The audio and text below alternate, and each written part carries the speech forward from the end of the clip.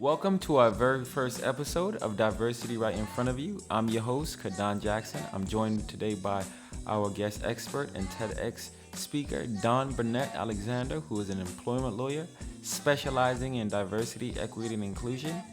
Dawn is also a senior writer from McGraw-Hill, and in this episode, we're going to talk about her journey as a lawyer and what diversity means to her. Thanks for tuning in, and please enjoy. A little bit about me. I'm a disability sensitivity trainer and expert. I actually have my own personal disability, tracted meningitis at birth, and it ultimately paralyzed me from the neck down. And I had to go through a lot of physical therapy. After, working and developing that strength, I was able to walk, but now I walk with a noticeable limp as an adult. And that started my journey to wanting to make a difference. Welcome, Dawn. It's a pleasure to have you, and I appreciate you being here and doing this with me. The pleasure is all mine, Kadon. Thank you so much. How could it not be after that inspiration you just gave us for your background? Thank you. Thank you so much. And I just have a series of questions that I want to ask you to kind of get our audience familiar with who you are and why you chose to jump into law, and specifically why the lens of diversity, equity, inclusion, and what you see going for the future. So one of my questions to you is, what inspired you to be a lawyer? That's not a pretty picture, because I don't know that there was a real inspiration as much as there was a getting rid of all of the alternatives. I'm not somebody who grew up wanting to be a lawyer. By the time I got to the end of undergraduate school, I knew I'd be going to graduate school. And like many Black folks, I didn't know a lot of people who were people with advanced degrees who were Black. So it wasn't as if I had role models I could follow. And law seemed to be the simplest thing for me to do. I say the simplest thing for me to do when that was horrendous, right? Especially at the time I did it. I'm 70 years old. I went to law school. I graduated in 1975. And it was at a time when maybe 8% of the people in law school were female, and even fewer than those were Black. So even though I didn't have a role model that I could look to, it seemed like something that was flexible enough for me to be able to do. And it turned out I was absolutely right. Absolutely right. Like many undergrads, I wasn't quite sure what I wanted to do with the rest of my life, even at graduation. And I wanted flexibility, and the law gave it to me and sent me in directions that I had not originally contemplated, but that were absolutely where I belonged. Thank you. Thank you so much for that. And I want to ask a follow-up question. What really inspired you to take the center stage of TEDx? Really led you to want to bring your message to the forefront of millions of viewers? It's really important, and I'm willing to say this in the open. I believe in divine guidance, and in my life, I have seen it work time after time after time, so I could not ignore it. And that TEDx talk was one of those things that was, the universe had something and it delivered it to you. When I was asked by someone at the University of Georgia to do a TEDx talk, I said to them, no, not me. And I had gone to our first TEDx the year before with my daughter. And during a break, I had said to her, I would never do a TEDx talk. And she said, Mama, what are you talking about? You talk all the time. And I said, yeah, there's talking, and then there's TEDx.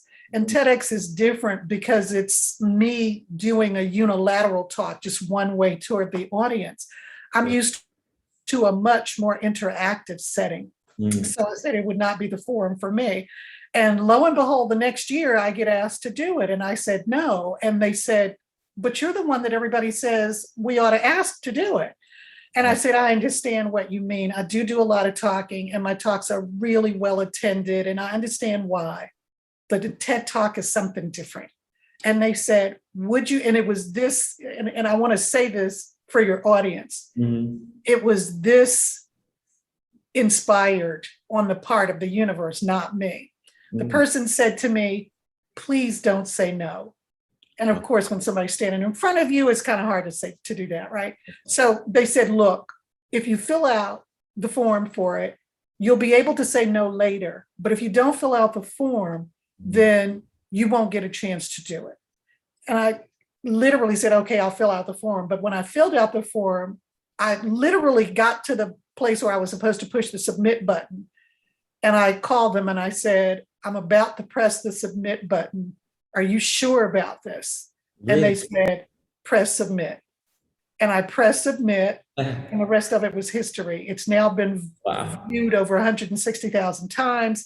People email me, call me. It resonates with people so much. Wow. And I'm so glad I did it. But if I had not listened to the universe as opposed to myself, I would never have done it. Thank you. Thank you so much for sharing. And you also have a very decorated career with McGraw-Hill. You were a writer and co-producer of McGraw-Hill, the 10th edition. And what was that experience like? It's been an awesome experience. This is the 30th year since we signed the contracts. The first edition of the Employment Law for Business came out in 1994. Mm-hmm. It has been, it was unprecedented. Mm-hmm. That was interesting because when I think of a book author, I don't think of somebody who looks like me. I don't think of them as Black because they usually weren't, especially for something like a legal textbook. And there was no textbook like ours that was there. I have a co-author who lives in Chicago. And, so there was no path to follow, much like you and your journey with what you're doing. There was no path. All we could do was go with what it was that felt right for us and what our experience told us needed to be there. I had been teaching for 12 years this subject matter that had not been in any way taught before in colleges of business, which is, of course, exactly what managers needed, right, when they were going out into a workplace. So I had a lot of experience under my belt, so much so that the first draft of the textbook that we submitted actually had to be cut in half. That's how much was in our head that we knew, that we had double the information that we needed. And when it came out, originally when we went to publishers, nobody wanted to publish it because there were no classes in employment law. Wow. Of course, that made perfect sense. If you're a publisher, why would you publish books if there is no audience for you to buy them? Mm-hmm. And we kept saying, but if you create the book, if you put out the book, the classes will come. And as it turns out, the Anita Hill, Clarence Thomas hearings happened. Saturday in the autumn, everybody was glued to their TV, and it was high drama for a Supreme Court justice nominee to have this kind of testimony against him, where she said that she didn't say she was sexually harassed. She simply told what happened when she was working for him, and it was sexual in nature. We have now come to know of that as sexual harassment, but it was not because of any accusations that she made against him. And I think that's an important piece to say, because it goes to her credibility and how the country then took what happened. She had not come forward. People she had told at the time who knew he was being nominated got in touch with the Senate Judiciary Committee and said, we think maybe there's somebody you better talk to.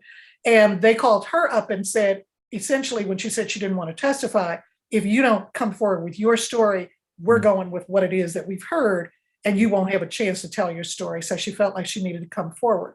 Well, that made for a very compelling situation.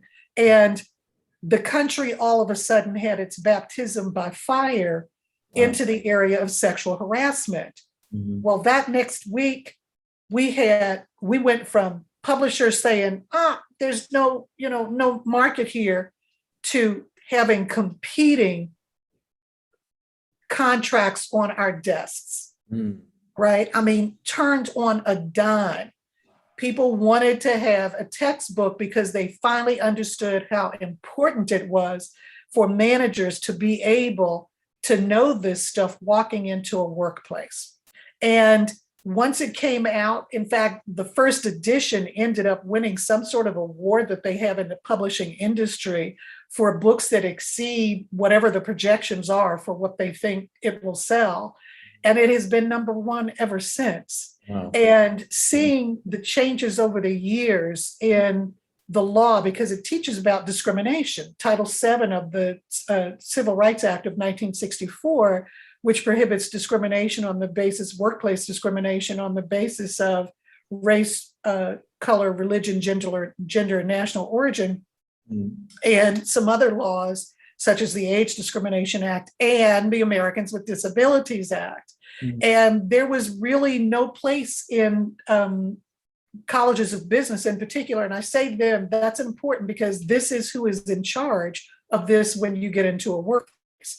And there was really no basis for learning this. It wasn't in the curriculum before our book. So for me, the fact that it was number one and has remained number one by far the entire time it's been out is not about book sales. I could care less about that. It's about, oh my God, this is awesome. More and more people are learning what they need to do. So it's been wonderful watching the changes that have happened in society with that as people learn that this is an important thing that they need to know, both in the workplace as a manager and business owner, as well as an employee in the workplace, knowing what your rights are. Absolutely. That, the idea of being a textbook author, and I've also written other legal textbooks for business law, for contracts, legal environment of business in a diverse society. All of those are wonderful to me in the sense that it allows people to learn about things that they would not otherwise have a means of being able to know in that kind of educational context. Absolutely. Absolutely. What I love about you doing what you do is that you're doing it. Thank you. And my being there for the past 40 years and watching this since Title VII came in is quite different than you experiencing it as a much younger person, having the kind of disabilities that you do. The idea of inclusion covers the whole spectrum plus of the law, right? Race, religion, disabilities, all that stuff. But we all see it through a different lens. I'm female, so there's the gender piece. I'm Black, so there's the race piece. My longest relationship was 15 years with another female, so that brings in the LGBT piece. All of those still are not your lived experience. Really? So for me, having people like you, younger, taking this up where you come into the picture from your perspective is such an important thing to have happen.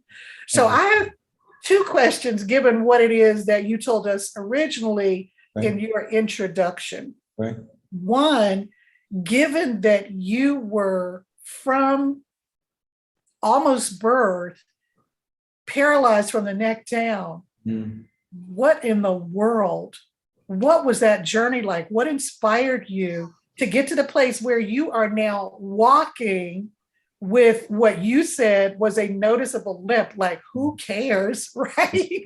You are walking. That's the important thing. You are walking when you had been paralyzed from the neck down. So I want to know that, as well as, so, kind of what inspired you and how you got to this point, as well as what you think you bring to the table with that intersectionality, because the truth is you just don't see a lot of Black advocates doing this work with disabilities, and young males also.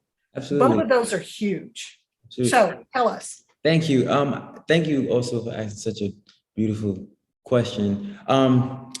So I'm actually also an identical twin. Yeah, I'm an identical. No. Yeah. Does your twin have the same issues you do? No, my brother doesn't. He's a boy of mine. And I like to say that my disability helped me really just, experience in a way that some people will limp, because I remember the days of not being able to walk and then eventually learning how to walk and then being able to walk only on my tippy toes and having to go do operations to tighten my hamstring so I could eventually walk on my heels, and then going from that to dragging my feet and having to go through physical therapy and going through just days and days of that, and really kind of building up that motivation, and having my brother and my mom and my other brothers, because I have five brothers, having them support you and really push you, to do something that, with all intents and purposes, is sometimes impossible for people to do, given the severity of meningitis and what it can do.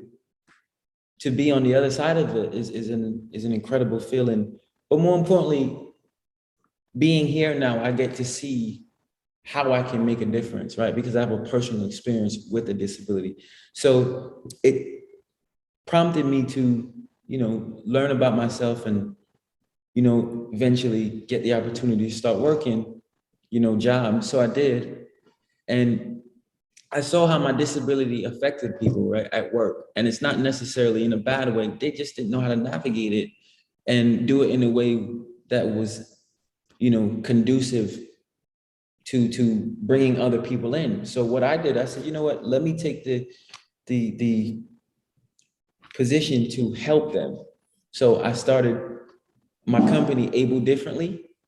And Able Differently is a disability sensitivity training company that offers those very needed attributes to develop and help companies retain disabled employees, right? High value disabled employees.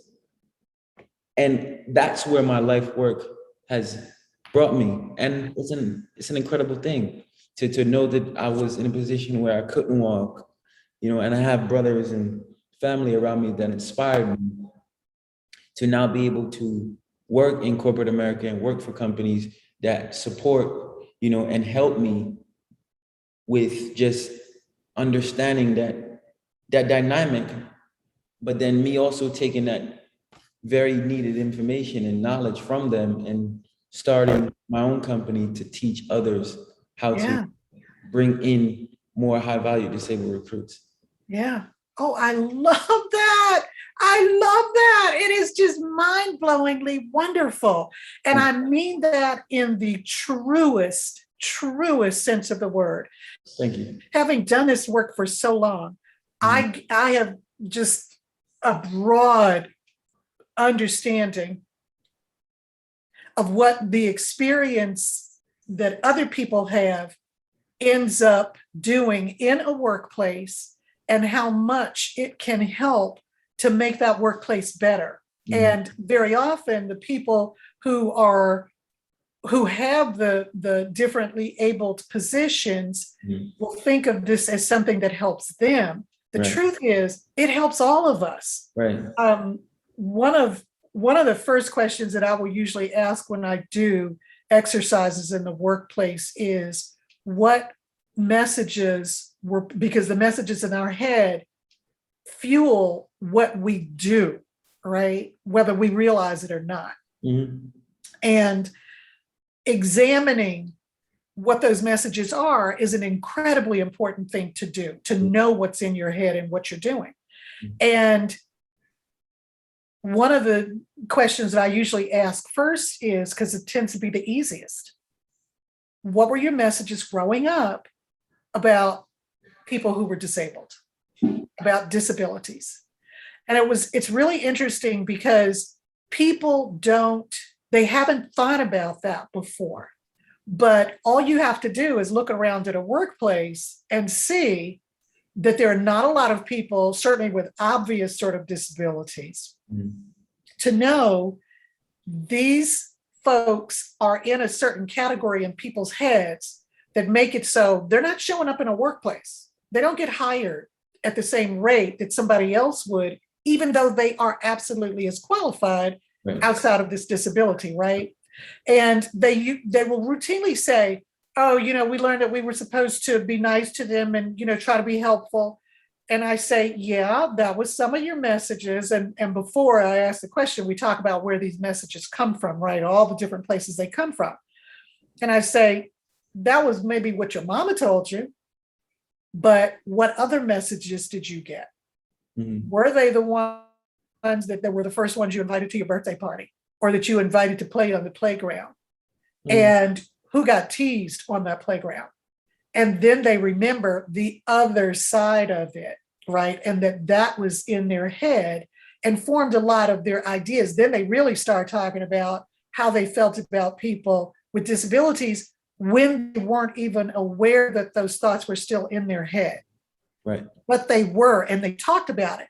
And my probably favorite example of how deeply these things are a part of us and don't really come out was the guy who said, and this was a session I did last year, he said he had grown up in a village in Africa where they took anybody that was born with disabilities out and put them in the jungle to die. Wow. This is what he said. And he said it never occurred to him. He was now in charge in his workplace. He was in charge of disabled employees. This was his job.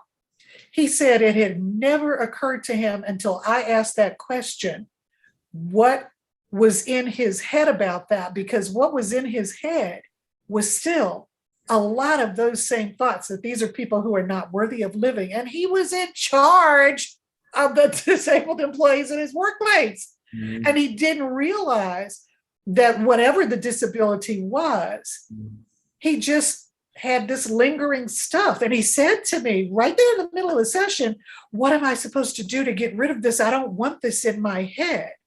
Well, that's a whole different situation. But you see how important it is to have not only people who are differently abled in a workplace, because it expands us, as well as because we understand it differently. And that's also one of the things that would come out in those discussions. If somebody had grown up with someone who had disabilities either in their family or was a close friend of the family, they understood this to not be the same sort of limitation that other people thought of it as. Right. So for not only does it give those who are absolutely able and qualified, when they have an open workplace that's willing to take their gifts, not only does it help them because they now have a job and a way of being able to earn a living the way the rest of us do, it also helps to expand the rest of us, to teach us to learn, to grow, so that when they see somebody with an obvious limp like you, they don't put them in some category and start talking to them louder because they think this is what you do with people with disabilities.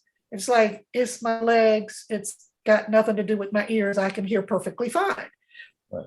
Until people have a situation where they are made to meet with that, they usually will keep this stuff in their head that they have. And that stuff that comes in our heads when we're younger, right, we don't realize how impactful it is, but it's absolutely impactful.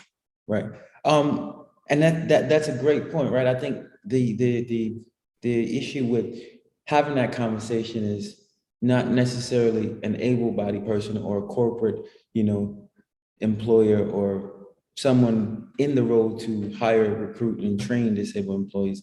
They don't want to, it's not that they don't want to have that conversation, it's just they don't know how, right? Mm-hmm, mm-hmm. Which is why somebody like you is so important. Right, so the kind of service that you do. Right, so one of the golden rules that I would actually recommend for any corporate leader or employer in the diversity, equity, and inclusion space, what they can do is just see disabilities as just a part of someone's experience, right? Not their whole life experience. That's just a part of them, right? And seeing it that way allows you to really just kind of put it in a perspective that that person went through a certain situation in their life, but that doesn't tell you their full story, right? Yeah. I like to say that my disability is something that you can see, or I like to say it's an imperfection that you can see.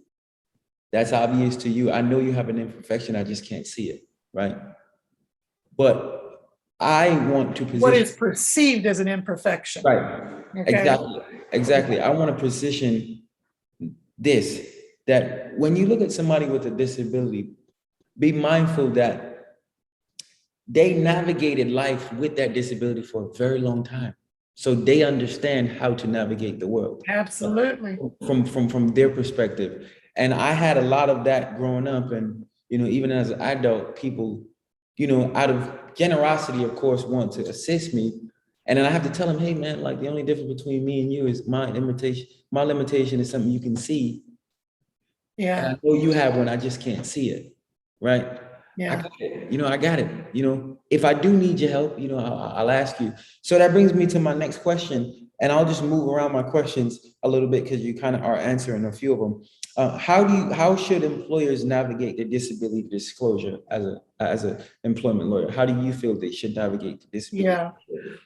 The as you probably know, because it's illegal to discriminate on that basis under the Americans with Disabilities Act, that does not keep an employer from needing to have information that would allow them to make an informed decision about who it is they're hiring and whether they're capable of doing what it is that needs to be done.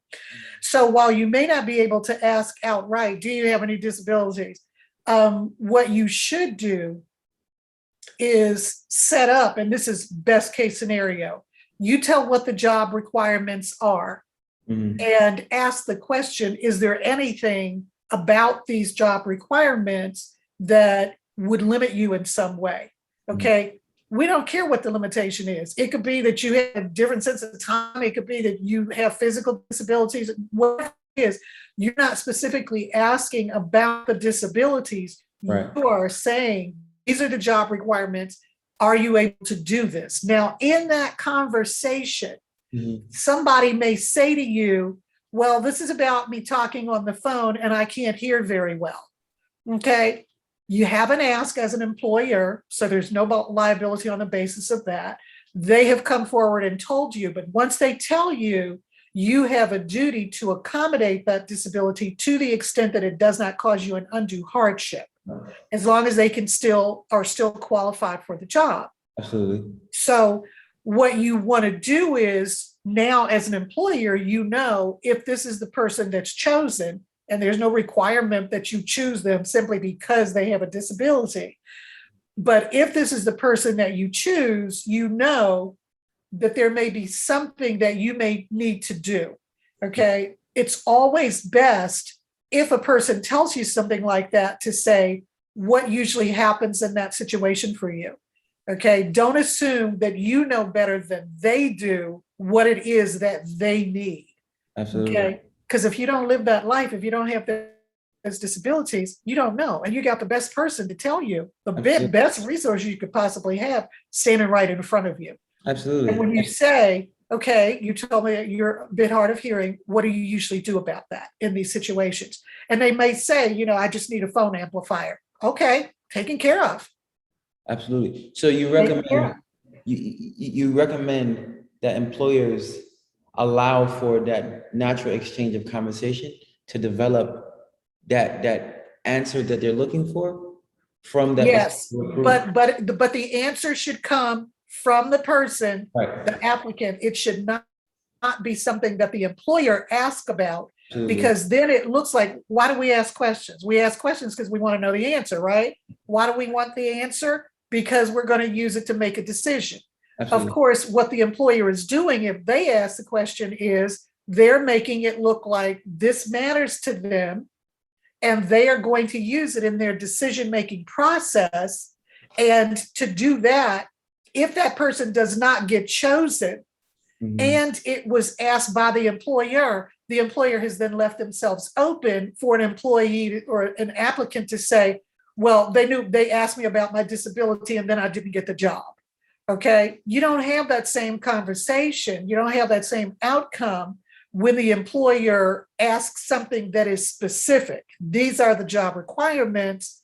Are you able to meet these? Okay, because that for whatever reason, maybe I can't meet them because I have to go home and take care of my mama. Okay, at the times that you need me to be here. If I ask specifically about it, it looks like I'm using that as a part of the decision-making process. And while I may not have actually done that as an employer, it sets me up to have to deal with that. And that's not what you want to do as an employer. And you're getting the information you need. Absolutely. So to you, what is practical diversity, right? Because that's something that you are very big on. That's a big proponent for you, and it's a big focus and a highlight. Yeah. So what is practical diversity? Yeah. Yeah. Done. Practical diversity is a way of thinking about the decisions we make in a workplace that may result in liability. Mhm. And very often, those decisions that result in liability come out of, I'm just going to call it what it is, crap in our heads. Okay. Now, as a lawyer who was teaching people, I started out teaching MBA candidates. These are people who were working every day and taking classes to get their MBA. They were always in the workplace already as managers and supervisors. Mhm. It became really clear to me as we dealt with the cases, because that's how we would review and do the subject matter, right? We would look at cases where employers had been held liable for discrimination and deconstruct them so that we could understand what went wrong so we wouldn't make the same decision, right? When we were in that same space. So I would always ask about it. And what became clear, not only in my classes, but also in sessions that I did for employers, was that it wasn't that people didn't know the law. They knew, they walked into the room knowing you weren't supposed to discriminate on the basis of race or gender or disabilities and stuff. But the gap came when it was time to figure out whether what you were doing fit into that category. And that meant we had to look at what was in your head, because what was in your head made you do what you did that resulted in it. So let me give you an example, and it's my all-time favorite one that has ever happened in a session I've done. It was a session where we were going through these decisions, these ideas about what you had learned as messages growing up. And I had divided people into groups, and there was somebody who was supposed to report out for the groups. So this one guy got up. He was older. He introduced himself. He said he was from South Georgia. He was about to retire, and the place he said he was from, I knew had a lot of race stuff in the time that he would have been there if he was about to retire. So when we got to the race stuff, I said, okay, what were your messages about race growing up? And he said, well, I didn't have any messages about race growing up. And that just didn't sound right, given what he had told us about where he was from and how old he was. So I said, are you sure you didn't have any messages growing up about race? He said, no. He said, in my town, we didn't let Black people live there, so I didn't have any messages about race. Everybody broke up laughing. And he couldn't understand why. And then he thought about what he said, and he realized that didn't make any sense at all. His town did not allow Black people to live there, yet he did not think he had any messages about race. So as soon as he realized what it was, and he laughed along with everybody else because of how ridiculous it sounds, his face got really serious. And he said, I feel horrible. I feel horrible. He said, because I'm about to retire and I have discriminated against so many. I've hurt so many Black people I know during the course of my work life because of something I didn't know was in my head. That was powerful. That was absolutely powerful. Everybody in that room was changed. And they were changed in a couple of different ways, at least. One of which was anybody who would have thought, what a racist. He grew up in a town where you didn't even allow Black people. Once he said what he said, they felt bad for him. They realized how those messages can be so insidious. And they're the same sort of messages that we get about things like disabilities. They're so insidious that they come in without you thinking about them, and they become a part of your thinking without you giving a thought to it at all. So for me, practical diversity puts you in touch with those sorts of things. I think about it like stepping on somebody's toe. Nobody wants to go around stepping on somebody's toe. Usually when we step on someone's toe, it's because of an accident, right? We didn't know the toe was there. I assume that most people are people of goodwill. I know there are people who are not people of goodwill, and they will always be with us. But I assume that most people want to do the right thing. Their circumstances, though, may not have taught them how to deal with every situation. Whose situation does? Most of us grow up in homogeneous situations where we're not exposed to a whole lot of people. If I ask you right now, tell me what the problem is with Vietnamese people, chances are you probably wouldn't know. But somebody from Vietnam who grew up in a Vietnamese neighborhood would be able to tell me those. We can't know everything. So, and a lot of times nature abhors a vacuum and it will fill it in with whatever it is that's available. When we get to the point where we realize that we may not know everything, but we're making decisions based on crap that's in our heads, we will be that much further along, and we will change it if, like stepping on somebody's toe, it wasn't what we were supposed to be doing in the first place. Right. So while you may walk into the room not knowing how to treat somebody who's working with you, who has what you call a noticeable limp, once you realize through a conversation with you, the ideas that you had in your head about that you hadn't even thought about before, and you realize what the impact is on you, that they make you feel bad when they shouldn't, because they don't have anything to do with what you can actually do, then you change it. You do just what education teaches you to do. You know more, you do better, right? One of Oprah's favorite lines is, when you know better, you do better. And that's what practical diversity is about. It's about getting you to know what's there, not just the theoretical stuff about, oh, you're not supposed to discriminate, but to really look at what you may well be doing and to change it once you know how it's been impacting the decisions that you make. Gotcha. And it's fun. My approach is fun, and it's about self-discovery. It's not about blame. It's not about guilt. It's about learning. That's all it's about. Things that you wouldn't necessarily have a reason to know. One of the things, and I have to say this, one of the things that is disturbing to me right now about where we are as a society is that we have a cancel culture. We also have this whole idea of, everybody needs to be woke. And while I want us to know more, we're not born that way. And we learn through our experiences, and we're limited to some extent by our experiences, because what it is that's in our head is based on what we've learned, what we've experienced for ourselves, and that's what we have to operate with. As long as you leave yourself open to learn more, when you tell me about what your life is like as somebody who had meningitis and went through the sorts of things that you do, and I take those at face value, and I'm expanding my world now based on that knowledge that you've given me, that's what we want. Not somebody who says, look, you walk with a limp. What is the big deal? Everybody has a problem. And you're no different than anybody else. Okay, you're being real closed here. You're not listening to that person's narrative of what their experience and lived experience was, and you don't grow that way.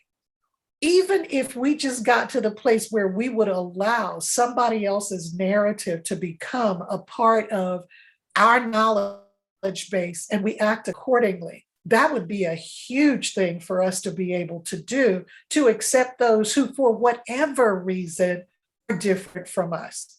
Nice. I agree. So your thing is to have people look into themselves and really kind of... I call it doing the heart work. Wow. Heart work. I really appreciate you saying that. So looking into themselves is the first step, right? And really making that choice to really just look at it and kind of not be a self-critic, but just allow themselves to say, I don't know your experience. Yeah. I don't know. I'm so glad you made that distinction too, because this is not about critiquing yourself at all. This is about knowing yourself, right? That guy who said he had learned this in the village, or the one who said he had grown up in the town. Why would you think you were awful for doing that? You didn't have any control over where you were born. You didn't have any control over those messages that went in and gave you your ideas about how you thought about this. But so you don't need to critique yourself, beat yourself up, feel guilty, all of that. What you need to do is know, oh my God, that's a part of what's in my head. I don't want that in my head. I need to get rid of that. And then do the work to do that.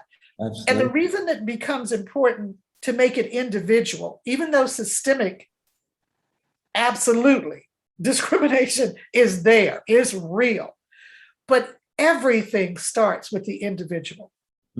Everything starts. So legislators who pass laws that a good example is the first piece of legislation that President Obama passed, signed into law when he came into office, January 9th, was the Lilly Ledbetter Fair Pay Act.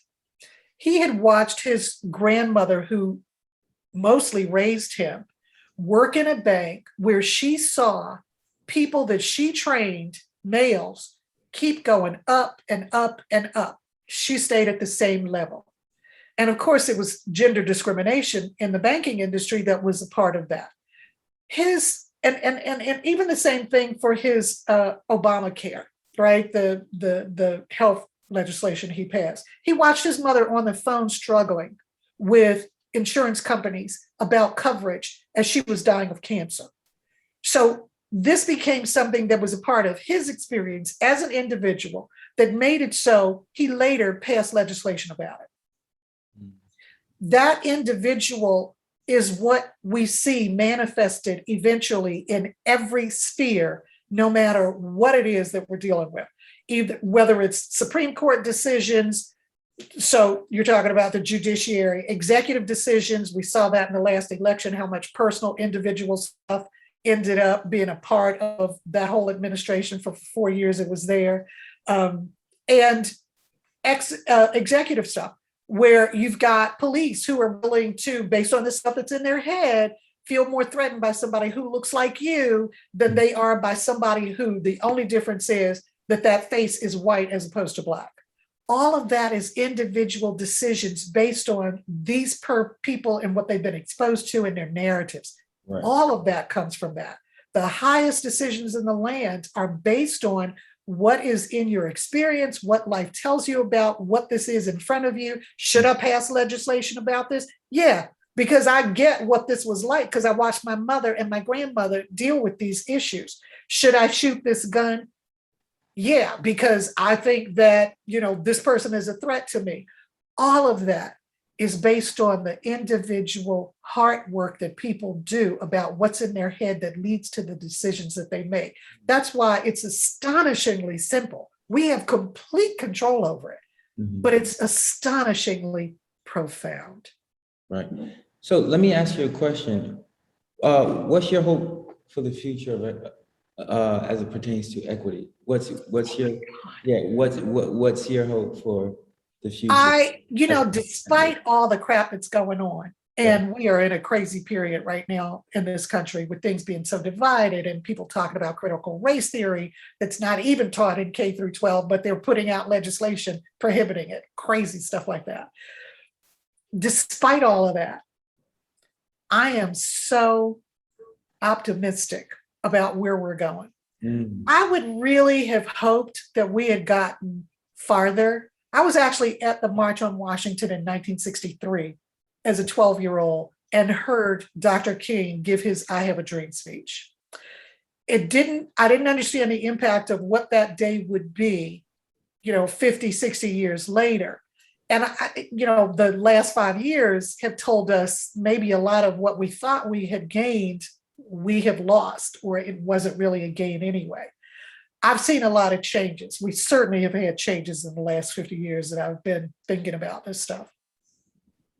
But even more, I think, is on the horizon. And you and people like you that I get the absolute privilege of being able to deal with are why I believe that. There is also, I don't know if you know this, but this is huge. There is something called, on May 4th, the International Standards, ISO Standard 3415, 30415. It's actually my birthday. Is it really? Oh my God, happy belated birthday. Well, you got a real gift on this birthday. Thank you. Because the international standard that was passed by maybe 126 different countries was for, are you ready for this? Mm-hmm. Diversity, equity, inclusion, and belonging. An international standard. It is a standard that has now been accepted by all 50 insurance commissioners in the US alone, plus our 5 territories. that says, unless you are certified in this standard, you will not be able to get insurance, some version of that. It can vary from state to state. But what happened was the insurance industry looked at how much money it was losing when it looked at its risk management. And it realized that they were losing billions of dollars to these stupid discrimination claims that were avoidable. The same thing my book has been about for the last 30 years, right? Teaching you how to avoid this kind of liability. They looked at it and said, something needs to be done. Mm-hmm. So they commissioned this software program that will allow a corporation through inclusioncorp.com that will allow a corporation to monitor its progress toward knowing what it needs to know for the standard. Just 2 days ago, my university, the University of Georgia, sent out the message that they had put in place an online certification program. I had been in touch with the people who were dealing with the international standard, ask if the university could house a certification program, because every business is going to have to be certified if they want to get insurance, right? You got to show your ISO certification. And that means that not only in our own country, but in all of the countries that have this as a part of how you do business in that country, they will have to think about these issues of diversity, inclusion, equity, and belonging. And I'm actually going to be teaching in that certification program, aside from the usual race, gender, disabilities, there's like 27 different types of difference that they cover. Mm. So that means not only do we have to be more tuned into this, every company has to be more tuned in. And I love using companies because virtually everybody has to work. We still are dealing with the rich folk who don't have to work, only being something like, 1% of the population. The rest of us, we got to work for a living. That's an incredible opportunity to bring ideas to make the world a better place. If your money depends on it, if in order for you to get your check every week, you have to treat people with respect in your workplace, to not discriminate against them, to not make them feel excluded, to make them feel valued and appreciated like everybody thinks they already do, but we know as groups who are marginalized that is not always the case. If that is a requirement, then you're going to do it because you want that check. And the truth is, I sort of don't. I mean, I would like to think that everybody does it because they think it's the right thing to do. That's utopia. And if they have to use instead the idea of either you deal with this and get with the program or you won't be working here anymore, I'm really okay with that. If you can learn how to respect people, how to treat people with dignity who have all been hired to work in a workplace and all bring whatever it is that made it so they got hired in the first place there and are able to give it over to the best of their ability to their employer, then I'm sorry, you don't deserve to be there. And it's not about trying to govern people's personal behavior. This is about what happens in that workplace that either adds to productivity or takes away from productivity. And you don't get to bring your crap in and make somebody else's business suffer because of it. Perfect. So we have 2 more questions, and then we're going to go ahead and wrap up. And can you tell that I just get on a soapbox about this? Yes. I mean, I am so passionate about it because people matter to me. 1 second, excuse me.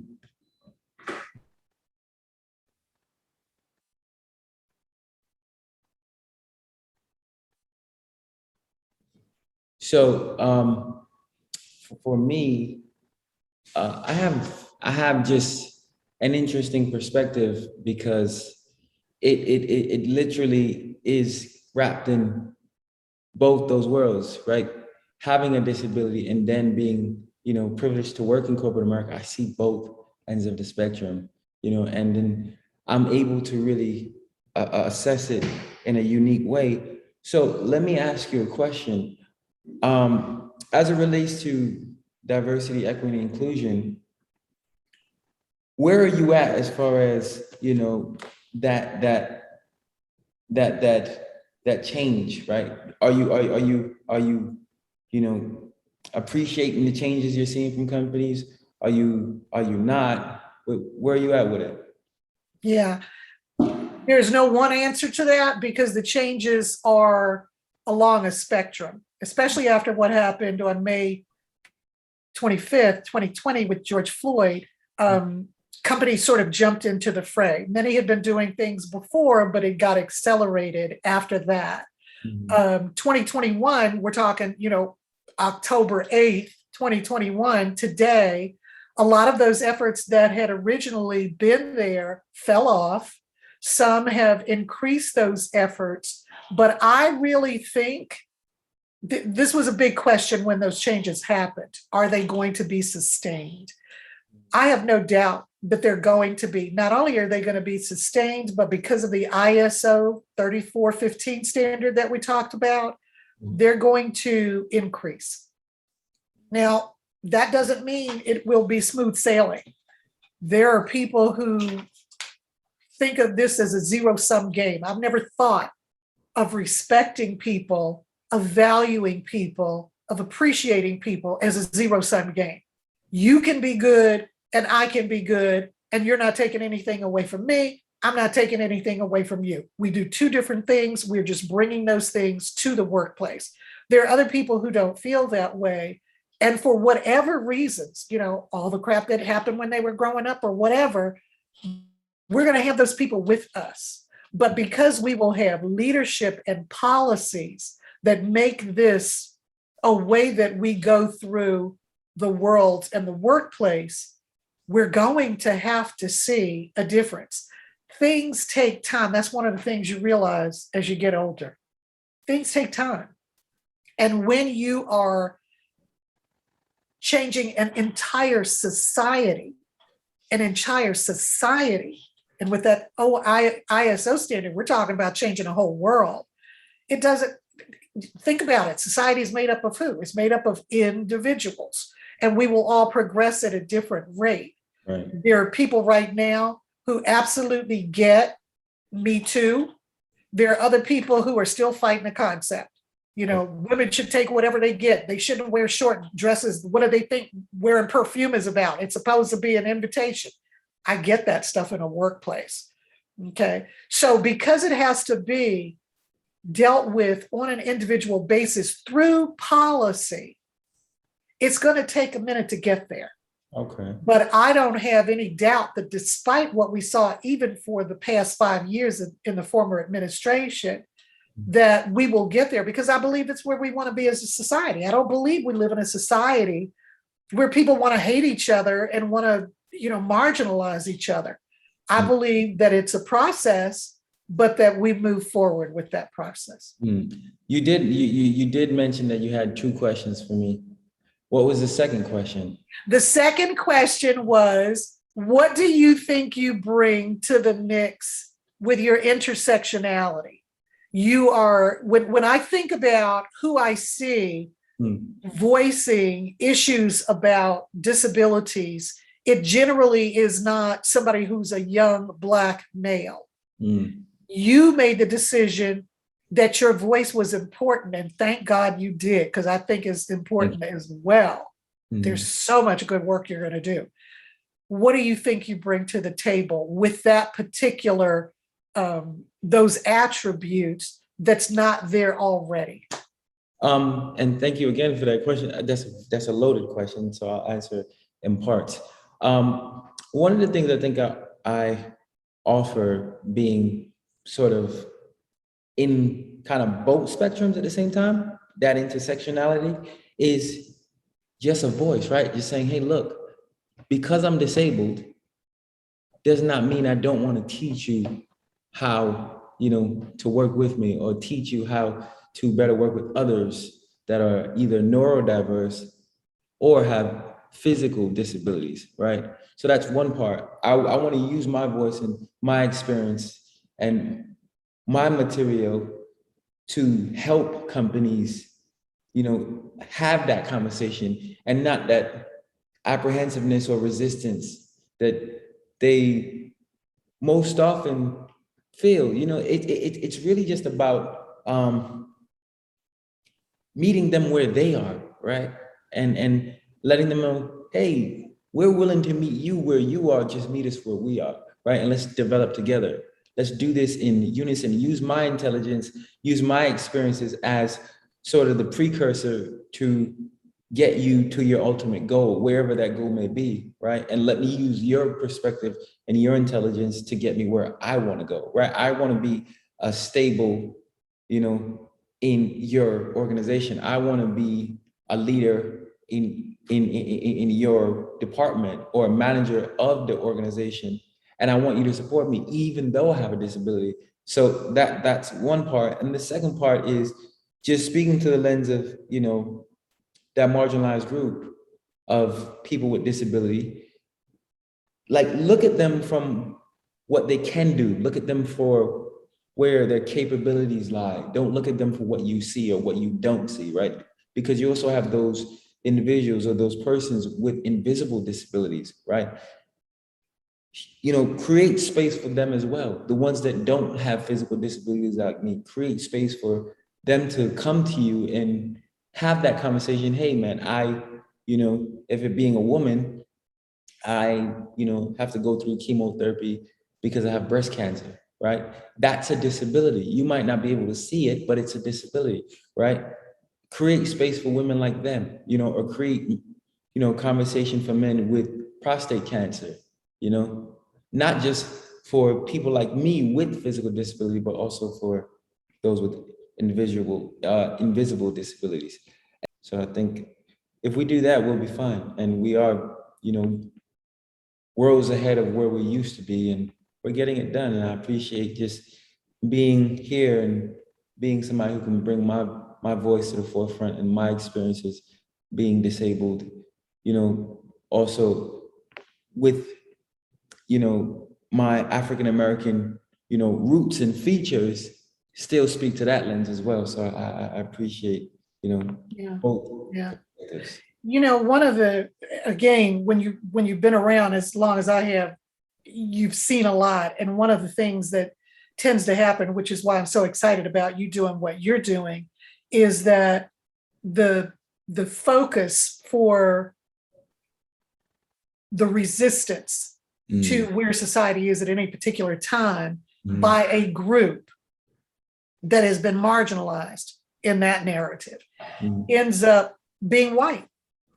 So when it was the women's movement, Black women were like, you're not representing my interests because the stuff y'all are talking about, I've got other issues and they're not being represented here. The trans community, very often, in fact, Dave Chappelle has just gotten in trouble this week, about excluding his comments about race versus LGBT status, seeming to act like those are mutually exclusive, as opposed to there are Black trans and LGBT people as well. So people's ideas about who these things are about, who are disabilities about, who are women's issues about, ends up being painted as something that is one group that excludes others. What I love about what you're doing is you put a different face on it. You're saying, yes, disabilities exist, but the only voice here is not a white voice. There are Black voices as well, and others. And we may have considerations that are different, just like the pandemic showed the huge gaps in medical coverage for Black folks, undeniable. I'm sure they would do the same thing with disabilities. So you're bringing attention to this area as who you are with your own personal narrative about it. You're being willing to share your lived experience. not only shows you feeling like you have the agency to do that, which I love, Thank but you. it also gives another perspective that may not be being captured by what's already out there. Thank And you. that's such an important thing to do. Thank you. Any closing thoughts, recommendations, or anything for our wrap up of our first episode of Diversity and Inclusion right in front of you? I love it that it's your first episode. I am so honored to be here as a part of it. Thank you so much, Kadan, for doing the work, for being willing to do the work, to take this on. And I wish you nothing but success. Thank you. In trying to make the world a better place and more accepting of those who are differently abled. Thank you so much. And I appreciate you, being someone who's standing in the gap for so many years with, being a lawyer, specifically in employment law, with a speciality around diversity, equity, inclusion. Your voice is necessary and it's needed. And as I told you via email, I appreciate, everything you do. And I believe in giving someone their flowers now so they can smell them. So, more power to you. And thank you so much for everything you do.